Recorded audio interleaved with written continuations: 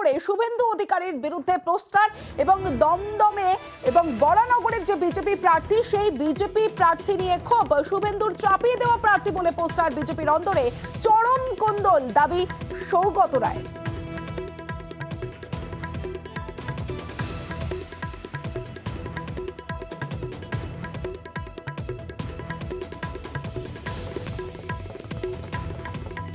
বরানগরে শুভেন্দু বিরোধী পোস্টার, বিজেপির নাম করে শুভেন্দু বিরোধী পোস্টার, আর এই নিয়ে বিজেপি সাংসদ শ্রমিক ভট্টাচার্যের বক্তব্য শোনাবো। সঙ্গে বিজেপির অন্দরে চরম কোন্দল, বলছেন সৌগত রায়।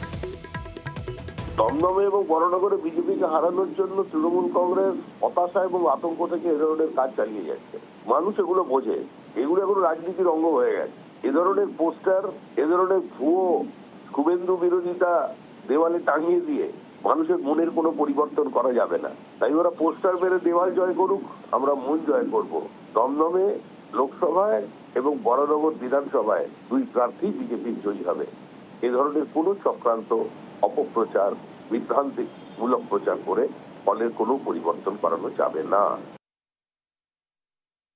বিজেপির ভিতরের অবস্থা খারাপ, ওদের কোনো ডিসিপ্লিনও নেই, ঐক্যও নেই। আমি শুভেন্দুর ব্যাপারে জানি না, কার প্রভাবে বিজেপি ক্যান্ডিডেট দেয় সে তো আমার জানা নেই। আমরা ওদের ঝগড়া নিয়ে অ্যাডভান্টেজ নিতে চাই না, আমরা নিজেদের শক্তির উপরই জিততে চাই।